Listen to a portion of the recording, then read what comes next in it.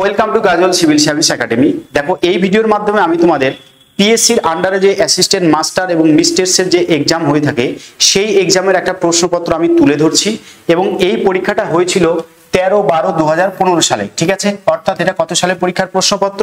2015 সালের পরীক্ষার প্রশ্নপত্র। এই ক্ষেত্রে বলে দিচ্ছি, প্রথমে তোমাদের একটা স্ক্রিনিং টেস্ট হয়, 100 নম্বরের স্ক্রিনিং টেস্ট হয়, 1.5 ঘন্টা সময় থাকে। তারপর স্ক্রিনিং টেস্টে যারা পাস হয় তাদের কিন্তু ইন্টারভিউ হয়। এবং 2015 সালে যখন পরীক্ষা হয়েছিল তখন কিন্তু নন বিএডরাও অ্যাপ্লিকেশন করতে পেরেছিল। আমি নিজে পরীক্ষা দিয়েছিলাম এবং এই প্রশ্নপত্রটা আমার নিজের পরীক্ষার প্রশ্নপত্র। এই প্রশ্নটা আমি যত্ন করে এখনো রেখে দিয়েছি এবং আমি যে অ্যানালাইসিস করেছিলাম পরীক্ষা দেওয়ার পরে সেই অ্যানালাইসিসগুলো আমি তোমাদেরকে এখানে তুলে ধরবো। এবং এটাতে আমি নিজেও পাস করেছিলাম, ইন্টারভিউ দিয়েছিলাম, কিন্তু বিএড না থাকার জন্য সেই ক্ষেত্রে আমার কিন্তু সিলেকশনটা হয়ে ওঠেনি। ঠিক আছে, তো এই ক্ষেত্রে বলে দিচ্ছি যে পিএসসির আন্ডারে ইংলিশ মিডিয়াম এবং বেঙ্গলি মিডিয়াম দুটো ভার্সনেরই পরীক্ষা হয়, কিন্তু পরীক্ষাটা একটাই হয়, একটাই প্রশ্ন হয় এবং তারপর সেটাকে র্যাঙ্কটা দুইভাবে তৈরি করা হয় বা তোমার মেরিট লিস্টটা দুইভাবে তৈরি করা হয়। মানে হচ্ছে এরকম, ধরো তুমি ইংলিশ মিডিয়ামে অ্যাপ্লাই করলে, বেঙ্গলি মিডিয়ামেও অ্যাপ্লাই করলে, তোমাকে পরীক্ষা কিন্তু একটাই দিতে হবে। ঠিক আছে, আমি সেই সময় ইংলিশ এবং বেঙ্গলি দুটো মিডিয়ামে অ্যাপ্লাই করেছিলাম, কিন্তু পরীক্ষা হয়েছিল একটাই। কিন্তু রেজাল্ট যখন বের হয়, প্রথমে বেঙ্গলি মিডিয়ামের রেজাল্ট বের হলো, তখন যারা ইন্টারভিউতে ডাক পেল এবং ওইটার ভিত্তিতে যারা ইংলিশে অ্যাপ্লাই করেছিল তাদের ইংলিশ মিডিয়ামের জন্যও কিন্তু ইন্টারভিউয়ে ডেকেছিল। আমি ইংলিশ মিডিয়াম এবং বেঙ্গলি মিডিয়াম দুটোতেই ইন্টারভিউ দিয়েছিলাম। এখানে কিন্তু ডেমো ক্লাস হয়। ঠিক আছে, মানে এখানে ইন্টারভিউতে যারা অংশগ্রহণ করেছিল তাদের ডেমো প্রেজেন্টেশন দিতে হয় এবং তার সাথে সাথে ইন্টারভিউটাও দিতে হয়। ওকে, তারপরে গিয়ে কিন্তু ফাইনাল মেরিট লিস্টটা তারপরে গিয়ে কিন্তু ফাইনাল মেরিট লিস্টটা প্রকাশিত হয়ে থাকে। ওকে, তো এই ক্ষেত্রেও কিন্তু একটা সিলেবাস দেওয়া থাকে। আগেই বলে দিচ্ছি এটা নবম দশমের সিলেবাস ছিল। ঠিক আছে, নবম দশমের পরীক্ষার প্রশ্নপত্র ছিল। ওকে, তো এই ক্ষেত্রে বলে দিচ্ছি নবম দশমের ক্ষেত্রে কিন্তু তোমাদের প্র্যাকটিক্যাল থেকে কোনো প্রশ্ন থাকে না, মানে সিলেবাসে প্র্যাকটিক্যাল প্রশ্নপত্র দেয় না, মানে সিলেবাসেই নাই প্র্যাকটিক্যাল অংশটা, এবং থর্ড পেপারটাও কিন্তু নেই। ঠিক আছে, এবং বাদ বাকিগুলো কিন্তু আছে। তো এইখানে একটা সিলেবাস দেওয়া থাকে এবং প্রপার সিলেবাসের গাইডলাইন মেনেই কিন্তু প্রশ্নপত্র তৈরি হয় এবং প্রশ্নপত্রগুলো একদম স্ট্যান্ডার্ড প্রশ্নপত্র কিন্তু হয়, হিজিবিজি প্রশ্নপত্র হয় না সিলেবাসের বাইরে।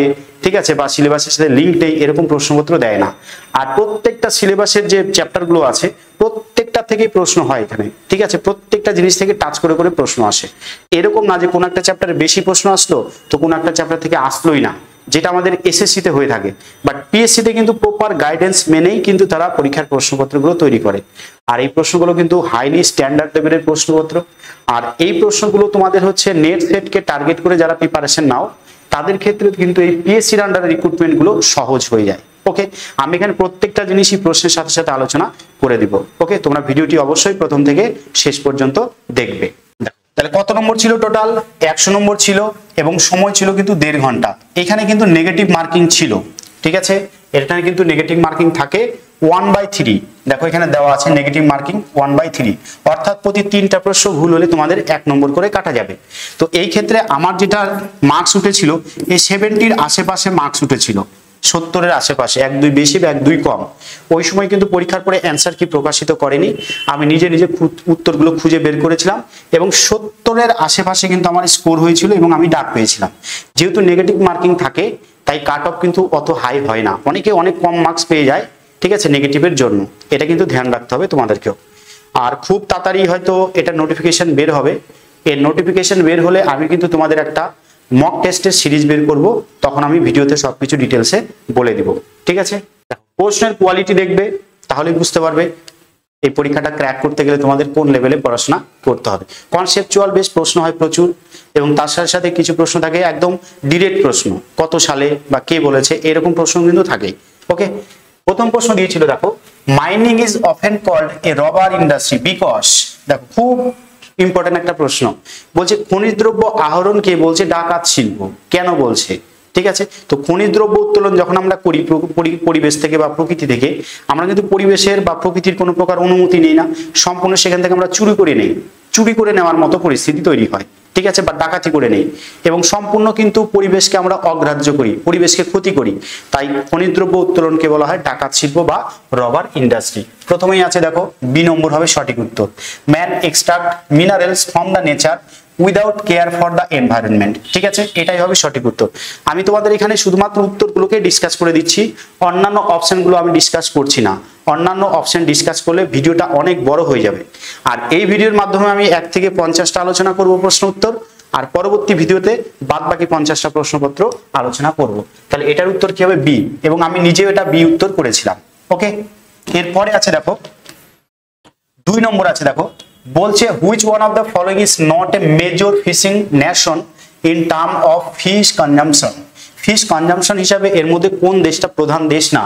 দেখো, মাছ ভক্ষণে বর্তমানে চীন হচ্ছে পৃথিবীতে 1 নম্বর, ঠিক আছে, ভারত হচ্ছে 2 নম্বর, ইন্ডিয়া কত? ইন্ডিয়া হচ্ছে 2 নম্বর, আর ইন্দোনেশিয়া হচ্ছে 3 নম্বর। ঠিক আছে, তো এই ক্ষেত্রে চীন উত্তর হবে না। আচ্ছা, জাপান তো মাছ খাদকে মাথাপিছু মাছ খাদকে তারা কিন্তু পৃথিবীতে প্রথম আছে। আচ্ছা, চিলিতে প্রচুর পরিমাণে মাছ খায়, এর উত্তর হবে রাশিয়া কিন্তু ঠান্ডার দেশ, ফিশ কনজাম্পশনে কিন্তু তারা অনেকটাই তোমার হচ্ছে পিছিয়ে এই দেশগুলোর তুলনায়। তাহলে এটার উত্তর কি হবে? বি হবে। 3 নম্বর প্রশ্ন দেখো, the most numerous salt water fish species. বলছে most numerous salt water fish species কোনটা? স্যালমন, কড, হেরিং না শার্ডিং? ঠিক আছে, তো এটার উত্তর কিন্তু হবে হেরিং হবে সঠিক উত্তর। ওকে, এটার উত্তর কি হবে?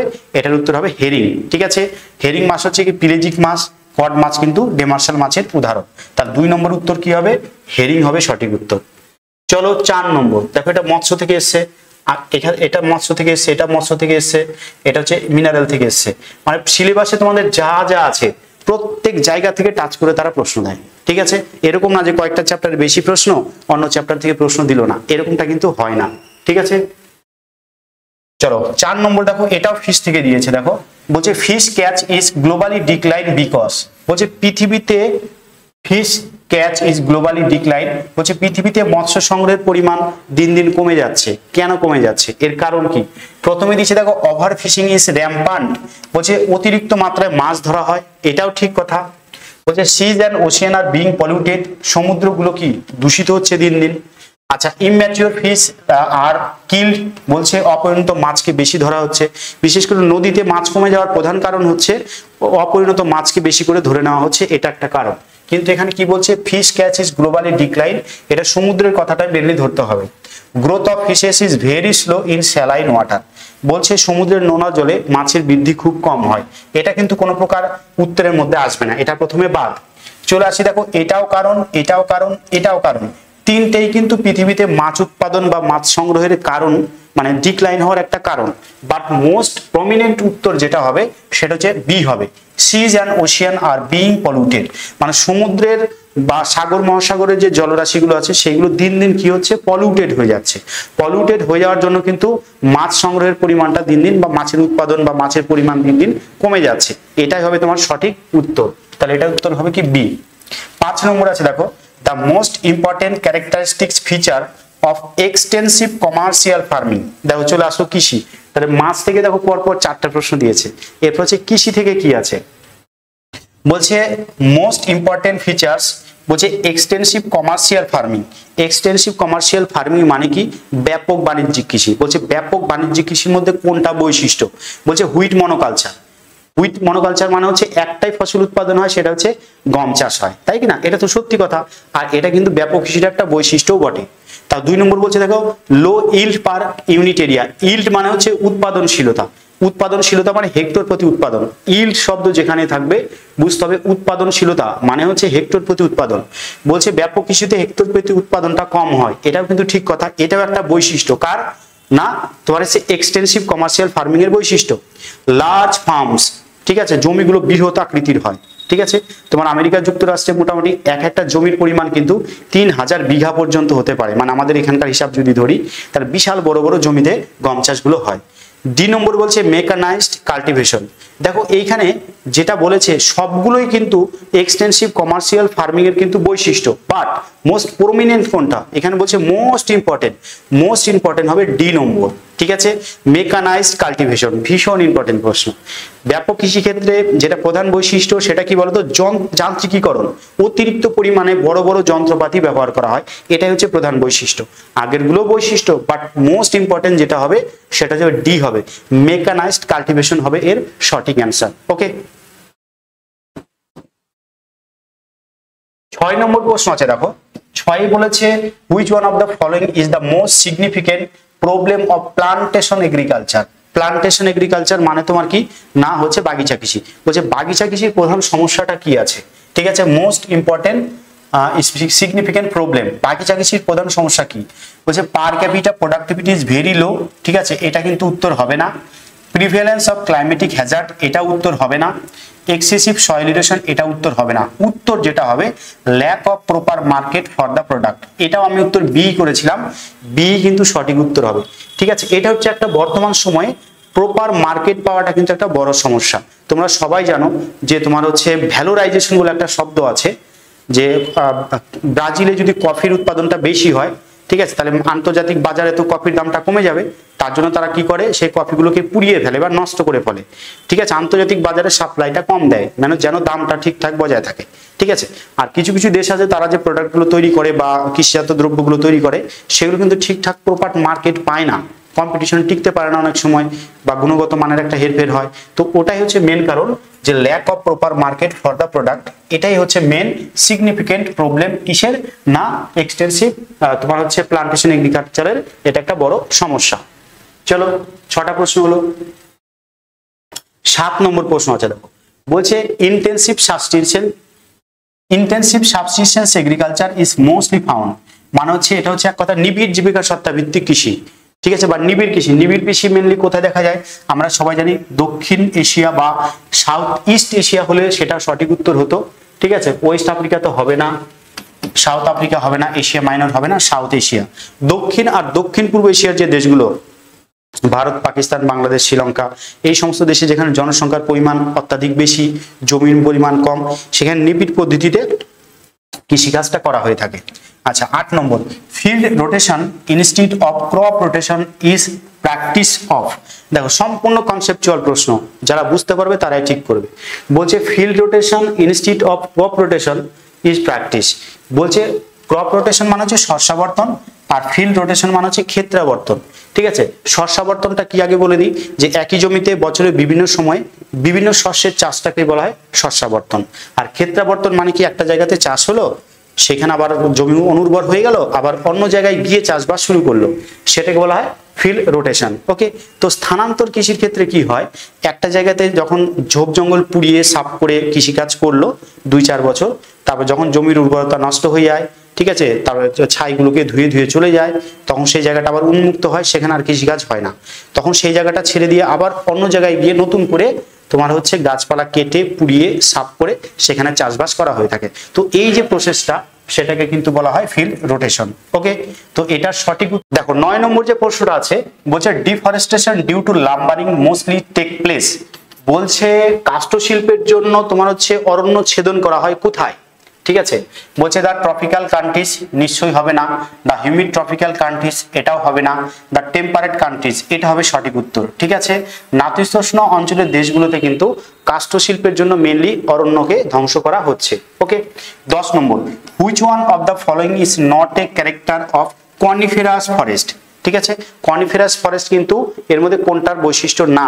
বলছে ট্রিজ আর এভারগ্রিন, কনিফেরাস ফরেস্টের কিন্তু পাতাগুলো সারা বছর সবুজ থাকে। তো বলছে নট বলেছে, খেয়াল রাখবে নট দিয়ে কিন্তু পিএসসি প্রচুর প্রশ্ন দেয় এবং মানে তোমার হচ্ছে মিসগাইড করে। ওকে, তাই এটা কিন্তু উত্তর হবে না। বলছে নিডিল লাইক লিভস, এটাও হবে না, পাতাগুলো সুচালো প্রকৃতির হয়, ঠিক আছে, কিন্তু এখানে নট বলেছে তাই এটা উত্তর হবে না। মিক্স স্ট্যান্ড আর হচ্ছে সফটউড, ওইখানকার গাছগুলো কিন্তু সফটউড হয়, এটাও কিন্তু হবে না, যেহেতু নট বলেছে। বলছে মিক্স স্ট্যান্ড হবে সঠিক উত্তর। মিক্স স্ট্যান্ড মানে হচ্ছে তোমার হচ্ছে কনিফেরাস ফরেস্টে বলছে মিশ্র প্রকৃতির গাছপালা থাকে, কিন্তু তা না। কনিফেরাস ফরেস্ট বা সরলবর্গীয় অরণ্যে কিন্তু একই প্রজাতির গাছ কিন্তু মানে বিস্তীর্ণ অঞ্চল জুড়ে অবস্থান করে। ওকে, তাই এটাকে কাষ্ঠ শিল্পে বেশি পরিমাণে ব্যবহার করা হয়। তাহলে এটা সঠিক উত্তর হবে সি, মিক্স স্ট্যান্ড। 11 নম্বর যে প্রশ্ন আছে দেখো, red data books are release by. Red data book ভীষণ important. Red data book PSC বলো, নেট সেট বলো, ঠিক আছে, এগুলো পরীক্ষায় একটা ফেভারিট একটা মানে জায়গা যেখান থেকে প্রশ্ন হয়ই হয়। ওকে, আচ্ছা ইউনেস্কো, ঠিক আছে, বলছে না। আইপিসি না, আইইউসিএন, এটা হবে সঠিক উত্তর। ঠিক আছে, তাহলে রেড ডেটা বুক, black data book, green data book, ঠিক আছে, এগুলো কে প্রকাশ করে না, IUCN. International union for conservation of nature and natural resources. এর সদর দপ্তর কোথায় আছে? সুইজারল্যান্ডের গ্ল্যান্ড শহরে কিন্তু এর সদর দপ্তরটা আছে। WWF এর পুরো নাম কি? World Wide Fund for Nature. Okay, সব পরিবেশ রিলেটেড। IPCC এর পুরো নাম কি? IPCC এর পুরো নাম হচ্ছে inter governmental panel on climate change, এটা ক্লাইমেট রিলেটেড, ঠিক আছে। আর ইউনেস্কো তো তোমরা সবাই জানো যে এটা কিন্তু একটা আন্তর্জাতিক সংস্থা, তাই কি না? তো রেড ডেটা বুক কিন্তু IUCN হবে সঠিক উত্তর। ওকে, তো আমরা কিন্তু মক টেস্ট সিরিজ একটা শুরু করব খুব তাড়াতাড়ি। তোমার হচ্ছে PSC নোটিফিকেশন দিলেই এই পরীক্ষাটাকে টার্গেট করে আমি কিন্তু তোমাদের মক টেস্ট সিরিজ শুরু করব। তোমরা কি করবে বলো তো? এখন তোমরা গাজল সিভিল সার্ভিস একাডেমি নামে একটা অ্যাপ আমি বানিয়েছি, সেই অ্যাপটাকে ডাউনলোড করে রাখো, সেখানে নোটিফিকেশন পেয়ে যাবে। অথবা আমার ইউটিউব চ্যানেলটাকে তো সবাই সাবস্ক্রাইব করে রেখেছো, এখানে কিন্তু আমি আপডেটগুলো দিয়ে দিব। ওকে, আচ্ছা চলে আসো 12 নম্বর। 12 নম্বর বলছে the most important causes of deforestation in India has been. ঠিক আছে, তো ভারতে ডিফরেস্টেশনের প্রধান কারণ কি? বলছে conversion of forest land into agricultural land, overgrazing হবে না, ফরেস্ট ফায়ার হবে না, লাম্বারিং হবে না। ভারতবর্ষ কাষ্ঠশিল্প অতটা উন্নত না, কেন? ভারতে সফটউডের পরিমাণ কম, তাই। তো এটা সঠিক উত্তর হবে A, conversion of forest land into agricultural land. ভারতবর্ষে প্রতিনিয়ত জনসংখ্যা বেড়ে যাচ্ছে, অতিরিক্ত জনসংখ্যার খাদ্যের চাহিদা মেটানোর জন্য যেখানে ঝোপঝাড় জঙ্গল ও গাছপালা আছে সেগুলোকে প্রতিনিয়ত কেটে কেটে তোমার এগ্রিকালচারাল ল্যান্ডে কনভার্ট করা হচ্ছে। তো তাই অ্যান্সার কি হবে? Conversion of forest land into agricultural land. Okay,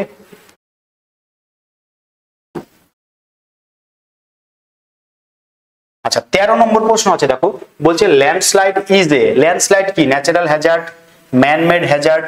আচ্ছা সম্পূর্ণ ন্যাচারাল হ্যাজার্ড কিন্তু হবে না ল্যান্ডস্লাইড, সম্পূর্ণ ম্যানমেড হ্যাজার্ডও হবে না, এটা কি হবে? দুটো মিক্সড হবে। এই ল্যান্ডস্লাইড কিন্তু একটা আধা প্রাকৃতিক দুর্যোগ বা বিপর্যয়ের উদাহরণ। ঠিক আছে, এটার উত্তর হবে C, man induced natural resources.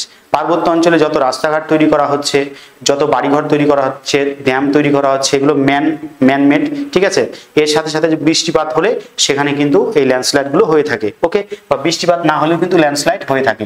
তাই এটা উত্তর হবে ম্যান ইনডিউস ন্যাচারাল হ্যাজার্ড, বা তুমি বলতে পারো আধা প্রাকৃতিক দুর্যোগের উদাহরণ। ঠিক আছে, আচ্ছা এরপর চলো 14 নম্বর প্রশ্ন।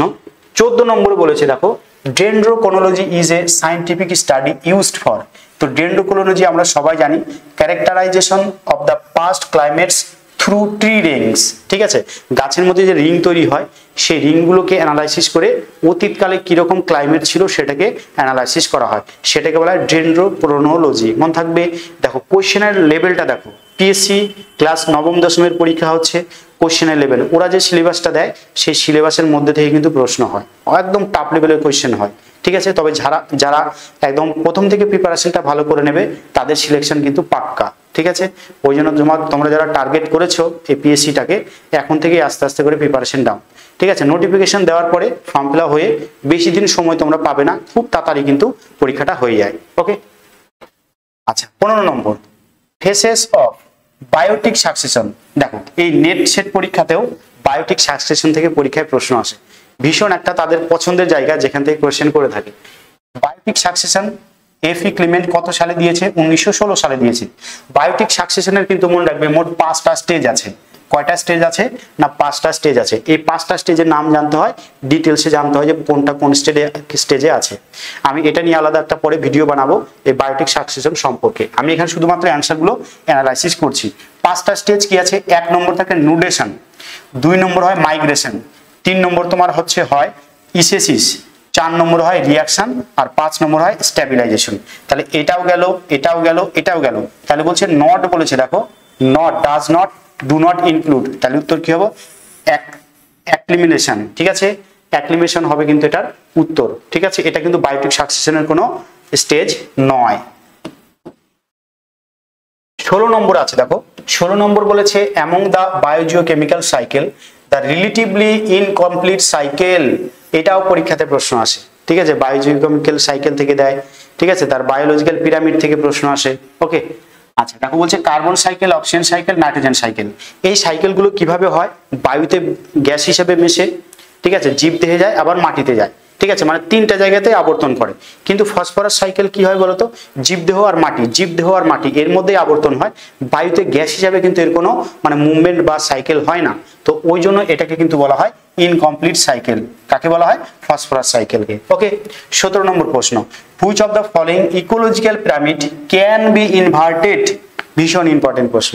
ঠিক আছে, ইকোলজিক্যাল পিরামিড মেইনলি তিন প্রকার। ঠিক আছে, সংখ্যার পিরামিড, শক্তির পিরামিড আর তোমার হচ্ছে জীবভরের পিরামিড।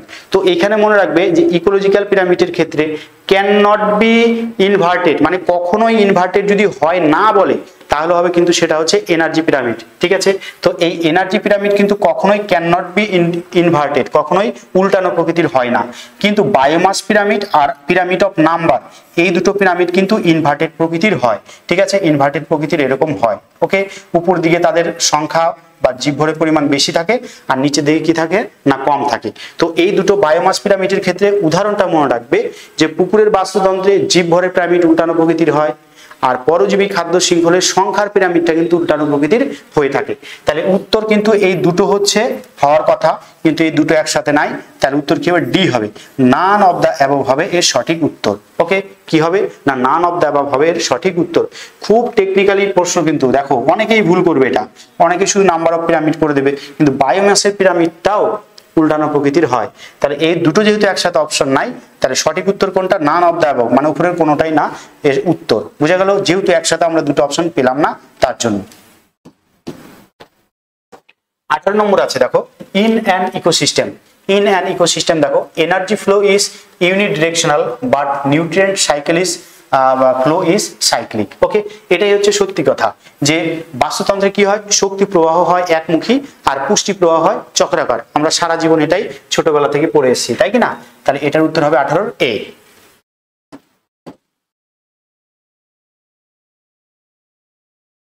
তো পিএসসির আন্ডারে যে ভ্যাকান্সি থাকে, 15 সালে ভ্যাকান্সি সম্ভবত এসসিতে 4টা ভ্যাকান্সি ছিল, 4টাতে ডেকেছিল 4×12 = 48 জনকে। ঠিক আছে, 1:12 অনুপাতে কিন্তু তারা ডাকে।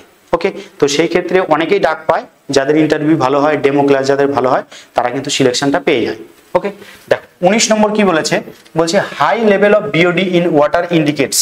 ঠিক আছে, বিওডি বায়োলজিক্যাল অক্সিজেন ডিমান্ড, অর্থাৎ জলে দ্রবীভূত অক্সিজেনের চাহিদাটাকেই বলছে বিওডি। বলছে বিওডির চাহিদা যত বাড়বে তত মনে রাখবে যে জলের কোয়ালিটি তত খারাপ। ঠিক আছে, তার মানে কি হবে? ব্যাড কোয়ালিটি হবে ওয়াটারের।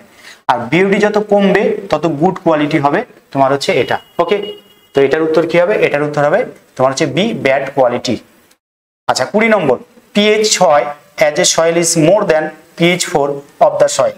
মনে রাখবে পিএইচটা হচ্ছে একটা লগ স্কেল। ঠিক আছে, পিএইচ স্কেল আর ভূমিকম্পের মাপার যে রিক্টার স্কেল, এই দুটো স্কেল কিন্তু লগ স্কেল। লগ স্কেল মানে এক ঘরের সাথে আরেক ঘরের যে ডিফারেন্সটা হয় সেটা 10 গুণ হয়, আর 2 ঘরের মধ্যে ডিফারেন্স হলে 10 10 এ 100 গুণ হবে, 3 ঘরের মধ্যে ডিফারেন্স হলে আবার তার সাথে 10 গুণ করলে 1000 হবে। ঠিক আছে, এরকম লাফিয়ে লাফিয়ে বাড়া কমা করে। তো বলছে পিএইচ 6 4-এর থেকে কত বেশি হবে? 100 গুণ বেশি হবে। ঠিক আছে, এটা কত হবে? 100 গুণ। একদম সঠিক উত্তর ডি হবে। বুঝা গেল? আচ্ছা, এরপরে চলো 21 নম্বর। 21 নম্বর বলেছে which one of the following is not A correctly matched. নিচেরটা কোনটা সঠিকভাবে মিলেনি? এজি ট্যান্সলে ইকোসিস্টেম, এটা একদম ঠিক, 1935 সাল। আচ্ছা, ecocline degraded ecosystem, autotrophs producer of the own food, এটাও ঠিক আছে, এটাও ঠিক আছে। কেমোট্রপ কেমোসিনথেসিস, এটাও ঠিক আছে। সঠিক না কোনটা বা কোনটা ম্যাচ করেনি সেটার উত্তর হবে তোমার হচ্ছে B, ecocline degraded ecosystem ecocline. ঠিক আছে, ইকোক্লাইন মানে কি? ইকোক্লাইন মানে হচ্ছে দুটো বাস্তুতন্ত্রের সংযোগস্থল যেখানে একটা ঢালের পার্থক্য বা গ্রেডিয়েন্ট লক্ষ্য করা যায়, সেটাকে বলা হয় ইকোক্লাইন।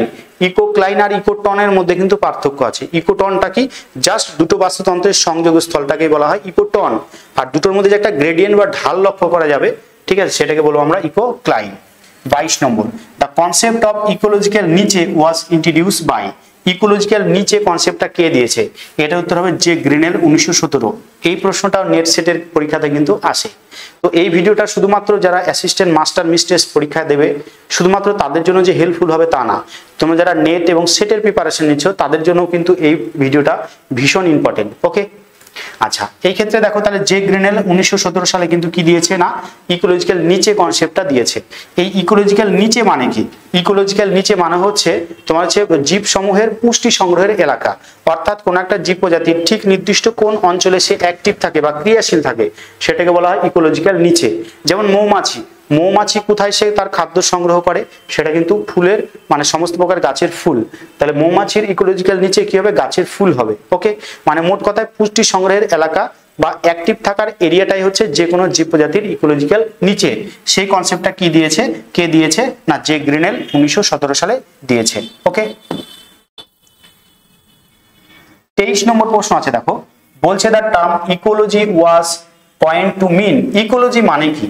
ইকোলজি মানে কিন্তু মনে রাখবে inter relationship between environment and organisms and the organism themselves. অর্থাৎ জীব প্রজাতি নিজেদের মধ্যে একটা আন্তঃক্রিয়া করবে, তার সাথে সাথে পরিবেশের উপাদানগুলোর সাথেও একটা আন্তঃক্রিয়া করবে, সেটাকে আমরা কি বলবো? ইকোলজি বলবো। ঠিক আছে, কারণ তাহলে কোন একটা জীব প্রজাতি নিজেদের মধ্যে আন্তঃক্রিয়া আর তার সাথে সাথে পরিবেশের সাথে যে আন্তঃক্রিয়া করে সেটাকে এক কথায় কি বলবো আমরা? না ইকোলজি বলবো।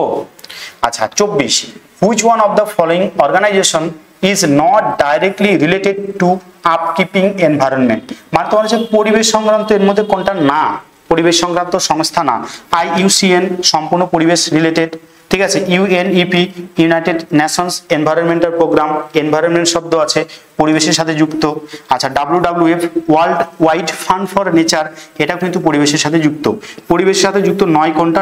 WMF অর্থাৎ ওয়ার্ল্ড মনিটারি ফান্ড, এটা আমেরিকা যুক্তরাষ্ট্রে কিন্তু এর হেডকোয়ার্টারটা অবস্থিত। অর্থনীতি সংক্রান্ত একটা সংস্থা, গোটা পৃথিবীকে লোন দিয়ে থাকে বিভিন্ন ক্ষেত্রে। আচ্ছা, এরপর আছে দেখো,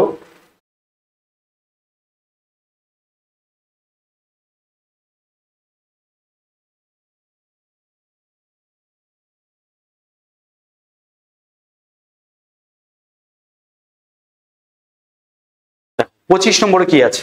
25 নম্বর আছে the term environment refers to. Environment পরিবেশ কাকে বলে বা পরিবেশ কি আমরা সবাই জানি। এটার উত্তর হবে the overall condition that provides life support system for organisms. ঠিক আছে, তাহলে এনভায়রনমেন্টটা কি হবে? এটা উত্তর হবে কিন্তু D, the overall condition that provide life support system for the organisation.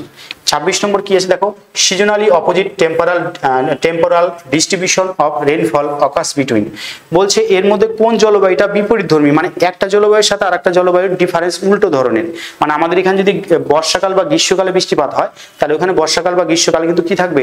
গ্রীষ্মকালটা ওদের শুষ্ক থাকে। আমাদের এখানে শীতকাল শুষ্ক, ওখানে কি না শীতকালে কিন্তু বৃষ্টিপাত হয়, মানে আর্দ্র।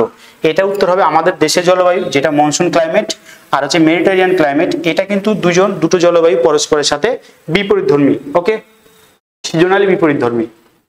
27 নম্বর আছে দেখো, বলছে according to Koppen's classification of world climate BSH।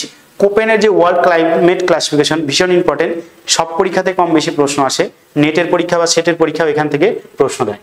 বলছে BS মনে রাখবা, BSH এস থাকলে স্টেপ হবে, কিন্তু স্টেপ এখানে দুই জায়গা আছে দেখো, মিড ল্যাটিটিউড স্টেপ আছে আর ট্রপিক্যাল স্টেপ আছে। ওকে, তো মনে রাখবে মিড ল্যাটিটিউড কি হয় বলতো? BSK হয়, BSK, এখানে এটা এস হবে। হ্যাঁ, BSK যদি থাকে তাহলে মিড ল্যাটিটিউড কি হবে বলতো? কে মানে তোমার কি হবে বলতো? সেটা হচ্ছে মিড ল্যাটিটিউড হবে। ওকে, আচ্ছা, তাহলে মিড ল্যাটিটিউড যদি স্টেপ হয় তাহলে সেটার সংকেত হবে BSK, আর ট্রপিক্যাল স্টেপ হলে BSH। এটার উত্তর হবে ডি।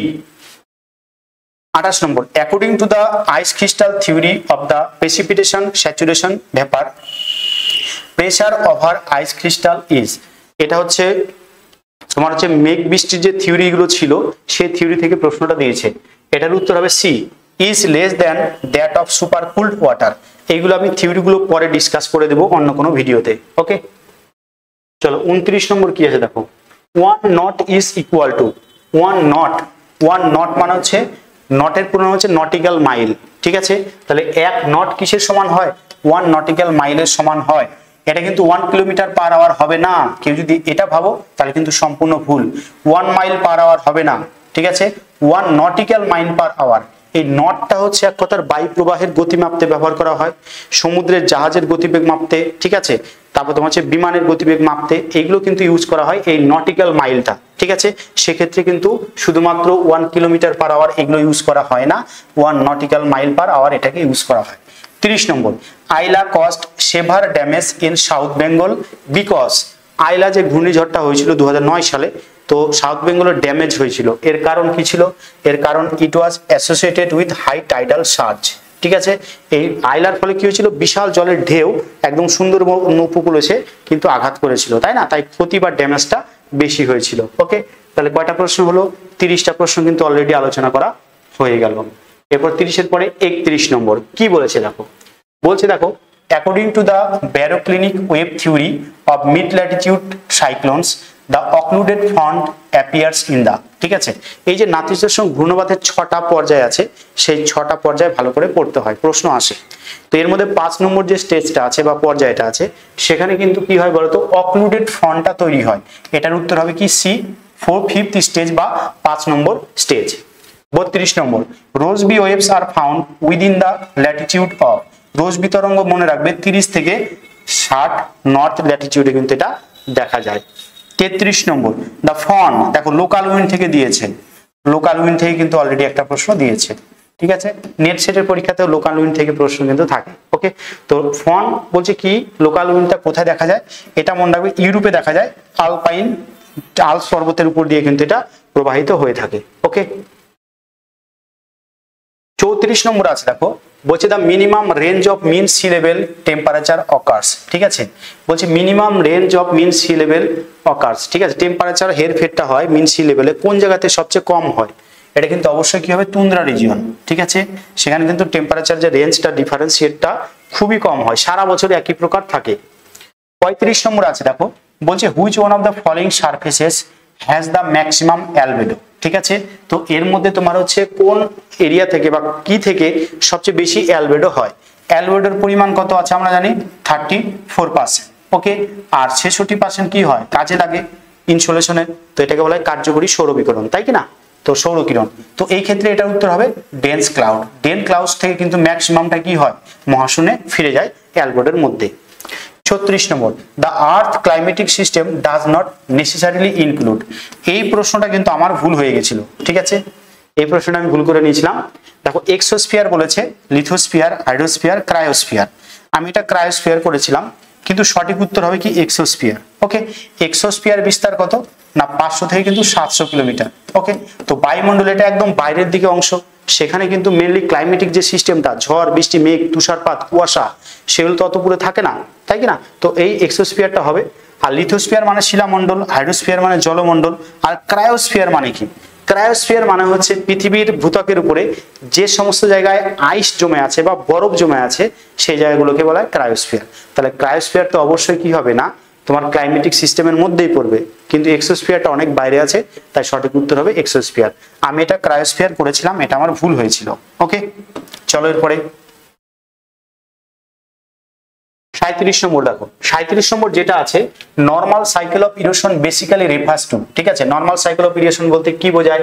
অবশ্যই আমরা জানি ফ্লুভিয়াল সাইকেল অফ ইরোশন কে দিয়েছে? ডেভিস দিয়েছেন। 1889-এ কিন্তু ডেভিস যে ক্ষয়চক্রটা দিয়েছিলেন সেটা নদীর ক্ষয়চক্র, আর নদীর ক্ষয়চক্রটাকে কি বলা হয় না? স্বাভাবিক ক্ষয়চক্র বলা হয়। 38 নম্বর, river capture through lateral erosion is called, এগুলো সব কিন্তু শাবিন্দর সিং এর বইতে কিন্তু আছে। ওকে, ইংলিশ ভার্সনে। তো river capture through the lateral erosion, ঠিক আছে, ল্যাটারাল ইরোশন মানে হচ্ছে ধরো মধ্যগতিতে কি হয়, নদী তো ল্যাটারাল ইরোশনটা বেশি করে, তো পার্শ্ববর্তী যদি আরেকটা নদী থাকে সেটাকে ইরোশন করতে হতে সেটাকে গ্রাস করে নেয়, এটাকে বলা হয় ল্যাটারাল ইরোশন। ওকে, আরেকটা হচ্ছে হেডওয়ার্ড ইরোশন বলা হয়, river capture through headward erosion, সেটা কি নদীর উৎস অঞ্চলে হয়। ওকে, তো ল্যাটারাল ইরোশন হলে সেটা বলছে স্ট্রিম অ্যাবস্ট্রাকশন। ওকে, স্ট্রিম অ্যাবস্ট্রাকশন মানে হচ্ছে ল্যাটারাল ইরোশনের মাধ্যমে রিভার ক্যাপচার। স্ট্রিম পাইরেসি আর স্ট্রিম ক্যাপচার একই জিনিস, সেটা কোথায় হয়? উৎস অঞ্চলে হয়ে থাকে। ল্যাটারাইজেশনটা কি? ল্যাটারাইট মাটি তৈরি প্রক্রিয়া। স্ট্রিম মিয়েন্ডারিং কি? নদীর মধ্যগতিতে নদী যে এঁকে বেঁকে প্রবাহিত হয় সেটাকে কি বলা হয় না? স্ট্রিম মিয়েন্ডারিং বলা হয়ে থাকে। ওকে, আচ্ছা চলো 39-এ কি আছে? 39 বলছে which one of the following drainage pattern is independent of structural and lithological adjustment. ঠিক আছে, বলছে লিথোলজিক্যাল আর স্ট্রাকচারাল অ্যাডজাস্টমেন্টের সাথে কোনটার মিল নেই। ওকে, তার মানে এটার উত্তর দেখো রেক্ট্যাঙ্গুলার, ট্রিলিস, অ্যানুলার, এগুলো কিচ্ছু হবে না, এটার উত্তর হবে ডেনড্রাইটিক। এটা আমার ভুল হয়েছিল, আমি অ্যানুলার করেছিলাম। ওকে, ডেনড্রাইটিক হবে সঠিক উত্তর। তাহলে বৃক্ষরূপী জলনির্গম প্রণালী কিন্তু লিথোলজিক্যাল স্ট্রাকচারের উপর ডিপেন্ড করে না।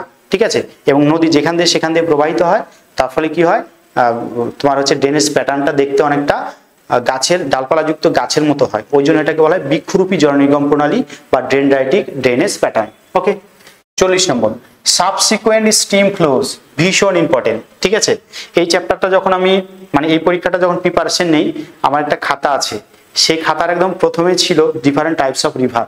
ওকে, এই যে consequent river, subsequent river, obsequent river, ঠিক আছে, একদম হুবহু সেখান থেকে পেয়ে গেছি আমি। সাবসিকুয়েন্ট স্ট্রিম ফলো বলছে initial slope of land surface, মানে হচ্ছে তোমার হচ্ছে নদীর প্রারম্ভিক ঢাল অনুসারে, কিন্তু নদীর প্রারম্ভিক ঢাল অনুসারে যেটা প্রবাহিত হয় সেটাকে বলা হয় কনসিকুয়েন্ট রিভার, বা তোমার হচ্ছে এটাকে বলছে কনসিকুয়েন্ট রিভার মানে কি অনুগামী নদী। ওকে, 2 নম্বর আছে দেখো অ্যাক্সিস অফ দ্য অ্যান্টিক্লাইন রিজেস। ঠিক আছে, ধরো এটা একটা অনুগামী নদী প্রবাহিত হলো, আর ঠিক তার দুই সাইড থেকে যখন সমকোণে এসে অনুগামী নদীর সাথে মিলিত হবে, ঠিক আছে, তখন এই নদী বা এই নদীগুলোকেই বলা হয় সাবসিকুয়েন্ট রিভার, মানে হচ্ছে পরবর্তী নদী। এর বাংলা কি? এর বাংলা হচ্ছে পরবর্তী নদী। ওকে, এটার সঠিক উত্তর হবে বি, পরবর্তী নদী। আচ্ছা, opposite to the master consequent river, এটাকে বলা হয় বিপরীত নদী বা বিপরা নদী, বা অবসিকুয়েন্ট রিভার হবে এর ইংলিশে নাম। আর the direction of the master consequent rim, এই মাস্টার কনসিকুয়েন্ট রিমের সাথে সাথে এদিকে কিন্তু আরেকটা নদী পরবর্তীকালে তৈরি হয় ক্ষয়চক্রের দ্বিতীয় পর্যায়ে, সেটাকে কি বলা হয়? সেটাকে বলা হয় কিন্তু রিসিকুয়েন্ট রিভার। তো এটার যেটা সঠিক উত্তর হবে B, the axis of the anticlines or ridges. ঠিক আছে, আশা করি তোমরা যারা প্রিপারেশন নিচ্ছ এটার কোশ্চেনের লেভেল বুঝে গেছো, কোন লেভেলে পড়াশোনা করতে হবে, কোন লেভেলে স্টাডি ম্যাটেরিয়াল তৈরি করতে হবে। ঠিক আছে, তাহলে তোমরা কিন্তু কোয়ালিফাই করবে।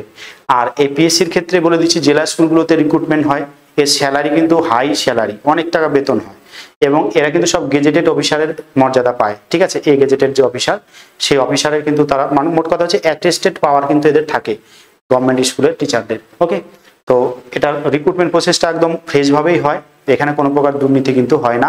তুমি ইন্টারভিউ ভালো দিলে, স্ক্রিনিং টেস্ট পাস করার পরে ইন্টারভিউ যদি তোমার ভালো হয়, তাহলে কিন্তু তুমি চাকরিটা পেয়ে যাবে।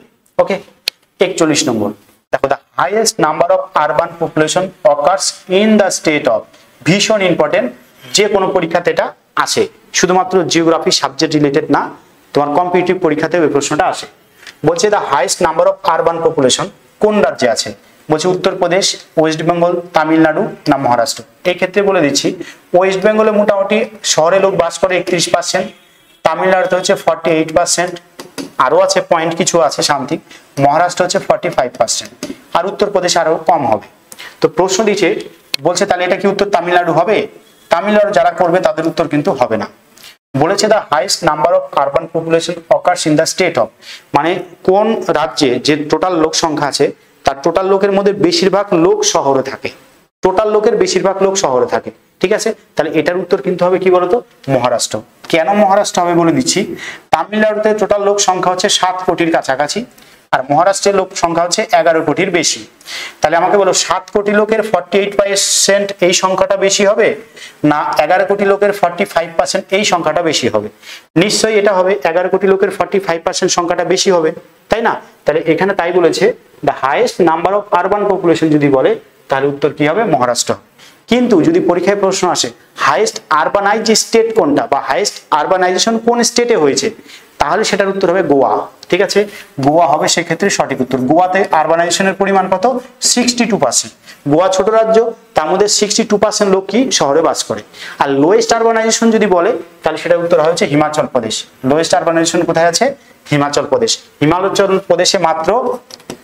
প্রদেশে মাত্র 10% লোক শহরে থাকে। বুঝতে পারলে ব্যাপারটা? এইভাবে কিন্তু প্রশ্ন ঘুরিয়ে ফিরিয়ে আসে। চলো 42 নম্বর যেটা আছে দেখো, বলছে the share of rural population in the total population of the India is. ঠিক আছে, মানে টোটাল পপুলেশনের মধ্যে তোমার রুরালে কত পার্সেন্ট থাকে? আমরা জানি ইন্ডিয়ার ক্ষেত্রে আরবানাইজেশন হচ্ছে 31.16%, আর এটা হচ্ছে কি আরবানাইজেশন। আর তোমার হচ্ছে তাহলে গ্রামের লোক কত থাকবে? 100 থেকে এটা বিয়োগ করলে হয়ে যাবে। তাহলে 100 থেকে যদি আমরা 31.16 বিয়োগ করি তাহলে হয়ে যাবে সঠিক উত্তর। ওকে, তো এটা উত্তর কত হবে? 68.84%। আর 68.84% মানে হচ্ছে প্রায় 69%। আর 69% যদি না থাকে তাহলে এটাই থাকবে। দেখ 69 নাই, 66, 60 নাই, 68 হবে সঠিক উত্তর। বুঝতে পেরেছো সবাই?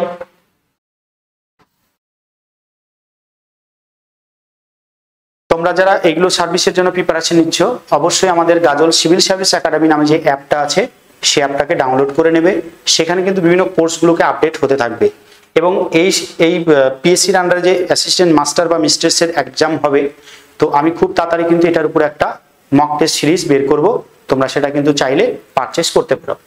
আচ্ছা দেখো 43 নম্বর আছে, দেখো বলছে in terms of census of India 2011 reported largest urban agglomeration of the country, এটা হচ্ছে গ্রেটার মুম্বাই হবে। 44 economically the most important industrial region of India, অর্থনৈতিকভাবে বা ইকোনমিক্যালি মোস্ট ইম্পর্টেন্ট কোনটা? অবশ্যই মুম্বাই পুনে শিল্পাঞ্চল।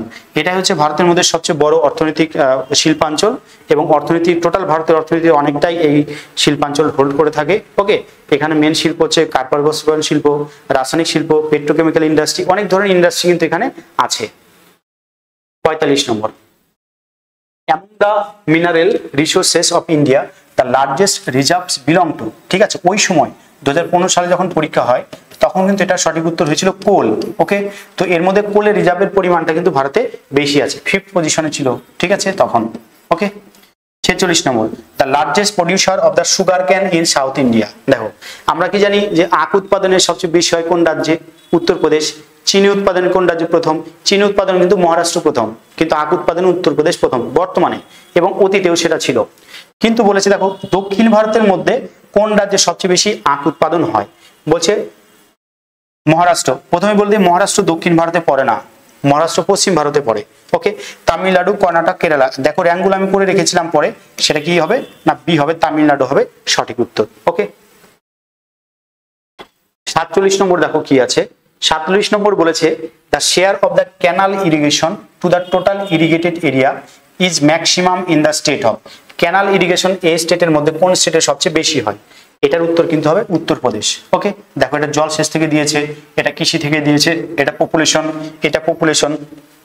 পিএসসির আন্ডারে পরীক্ষা বা নেট সেটের যে পরীক্ষাগুলো হয় পপুলেশন থেকে কিন্তু প্রচুর পরিমাণে প্রশ্ন আসে, বিশেষ করে ইন্ডিয়ান সেন্সাস যে সেক্টরটা ওটা থেকে। 48 নম্বর the maximum rate of water flow, ঠিক আছে পাসেস থ্রু দ্য রিভার, মানে কোন নদীর মধ্য দিয়ে সবচেয়ে বেশি জল প্রবাহিত হয়? আমরা কি জানি ব্রহ্মপুত্র নদীর মাধ্যমে কিন্তু সবচেয়ে বেশি জল প্রবাহিত হয়। এখন সবাই বলবে গঙ্গা কেন হলো না? ঠিক আছে, আমরা কম্পিটিটিভে যারা পড়াশোনা করি বা তোমরা যারা পড়াশোনা করেছো সেখান থেকে নদী চ্যাপ্টার পড়তে গিয়ে আমরা জানি যে গঙ্গা নদীর মাধ্যমে ভারতবর্ষের মধ্যে সবচেয়ে বেশি জল প্রবাহিত হয়। এর একটা কারণও আছে যে পৃথিবীর সর্বাধিক বৃষ্টিবহুল স্থানের নাম কি? চেরাপুঞ্জির মৌসিনরাম। তো ওই এরিয়াতে এত বেশি বৃষ্টিপাত হয়, সেই বৃষ্টির জলটা কোথা দিয়ে বাহিত হয়? মেনলি কিন্তু তোমার ব্রহ্মপুত্র নদী দিয়েই বাহিত হয়। তাই ব্রহ্মপুত্র নদীর মাধ্যমে সবচেয়ে বেশি জল কিন্তু পরিবাহিত হয়। এটার উত্তর হবে বি, ব্রহ্মপুত্র। ওকে,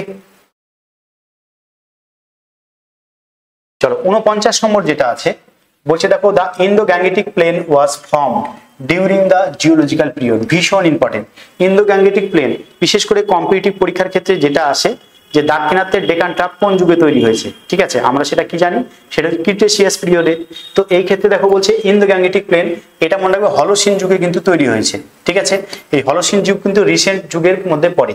আচ্ছা, জুরাসিক যুগে কি হয়েছিল? ছোড়নাগপুর তৈরি হয়েছিল। কার্বনিফেরাস যুগে কিন্তু মনে রাখবে তোমার হচ্ছে প্ল্যাটু ফর্মড হয়েছিল। আর ক্যাম্ব্রিয়ান পিরিয়ড আর্কিয়ান যুগের কিন্তু একটা ভাগ।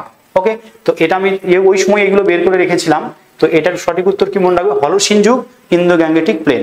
ঠিক আছে, আর দাক্ষিণাত্যের ডেকান ট্রাপ তোমার হচ্ছে ক্রিটেসিয়াস পিরিয়ড। তাই কয়টা হলো? 49টা হলো। 50 নম্বর এবং আজকে এই ভিডিওর লাস্ট প্রশ্ন কি বলেছে দেখো, the highest average population growth in the recent past has occurred. Average population growth কোথায় সবচেয়ে বেশি? ইউরোপিয়ান কান্ট্রিজ নিশ্চয়ই না, ওয়েস্ট এশিয়ান কান্ট্রিজ নিশ্চয়ই না, সাউথ এশিয়ান কান্ট্রিজ। এর থেকে বেশি কোথায় আছে? African countries.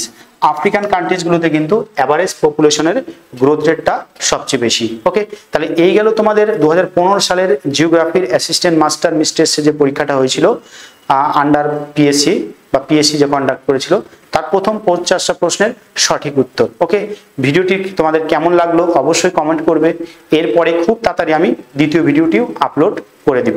অবশ্যই তোমরা সবাই চ্যানেলটির সঙ্গে থাকবে। অবশ্যই তোমরা কমেন্ট করবে, লাইক করবে। ভিডিওটি কেমন লাগলো অবশ্যই কিন্তু সবাই জানাবে। তো প্রথম থেকে যারা শেষ পর্যন্ত ছিলে তাদেরকে কিন্তু অসংখ্য ধন্যবাদ।